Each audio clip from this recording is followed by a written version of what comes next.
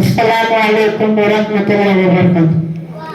ಮಾನ್ಯ ಅಧ್ಯಕ್ಷರೇ, ಮುಖ್ಯ ಅತಿಥಿಗಳೇ ಹಾಗೂ ನನ್ನ ಗುರುಗಳೇ, ನನ್ನ ಸಹೋದರರೇ, ಇಂದು ನಾನು ಸ್ವಾತಂತ್ರ್ಯೋತ್ಸವದ ಬಗ್ಗೆ ನನ್ನ ಅನಿಸಿಕೆಯನ್ನು ಹೇಳುತ್ತೇನೆ. ಎಲ್ಲರಿಗೂ 78ನೇ ಸ್ವಾತಂತ್ರ್ಯ ದಿನಾಚರಣೆಯ ಶುಭಾಶಯಗಳು. ಭಾರತವನ್ನು ಸುಮಾರು 2 ಶತಮಾನಗಳ ಕಾಲ ಬ್ರಿಟಿಷರು ಆಳಿದರು. ನಮ್ಮ ದೇಶದ ನಾಗರಿಕರು ನಿರಂಕುಶ ಬ್ರಿಟಿಷರನ್ನು ಕೈಯಲ್ಲಿ ವರ್ಷಗಳ ಕಾಲ ತೊಂದರೆ ಅನುಭವಿಸಿದರು.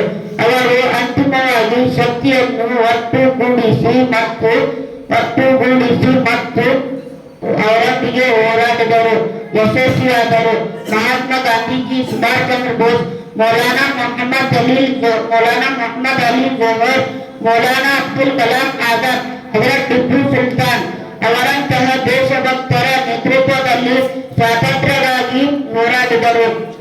ಆದಾಗ್ಯೂ ಬ್ರಿಟಿಷರನ್ನು ದೇಶದಿಂದ ಹೊರಹಾಕುವುದು ಆಗಸ್ಟ್ 15, 1947ರಂದು ಸ್ವಾತಂತ್ರ್ಯವಾಯಿತು ಎಂದು ಹೇಳುತ್ತಾ ನನ್ನ ಚಿಕ್ಕ ಭಾಷಣವನ್ನು ಮುಗಿಸುತ್ತೇನೆ. ಅಸ್ಸಲಾಮು ಅಲೈಕುಂ.